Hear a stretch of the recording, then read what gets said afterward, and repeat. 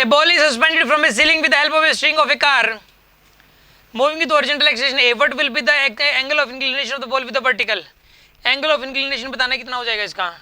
सुन आप, यहाँ पर जो है ना, यहाँ पर एक कार है ये, ठीक है,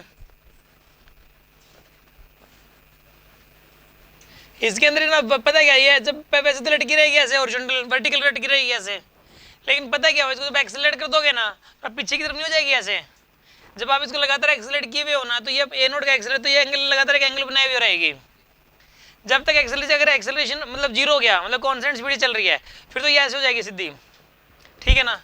शुरू में गाड़ी एकदम स्टार्ट होती है ना तो उसके पास एक्सेलरेशन होता है उस टाइम, तो इसलिए तो पीछे चली जाएगी वो।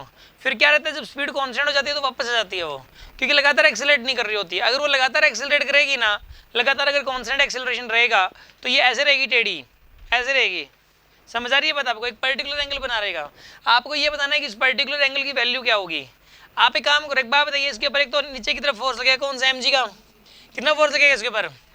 ये तो बच्चों को पता है यार, mg का फोर्स तो लगता है दुनिया की हर चीज़ पे। अच्छा एक बात बताइए, एक शूडो फोर्स लगेगा, कितने का शूडो फोर्स लगेगा इसके ऊपर? एम नोट का शूडो फोर्स लगेगा। समझ आ रही है ना बात आपको? अब एक बात बताइए, इसके अंदर ये वाला एंगल थीटा, तो ये वाला एंगल भी कितना हो गया यहाँ पे? थीटा हो गया ना ये वाला एंगल भी। अब एक काम करो, यहाँ पे इसके अंदर टेंजेंट थीटा की वैल्यू कितनी आएगी यहाँ पे? टेंजेंट थीटा की वैल्यू दिस अपॉन दिस आएगी ना। यहाँ पे क्या आएगा यहाँ पर? ये एम ए नोट अपॉन में M G, M A naught upon में एम जी आ जाएगी यहाँ पे।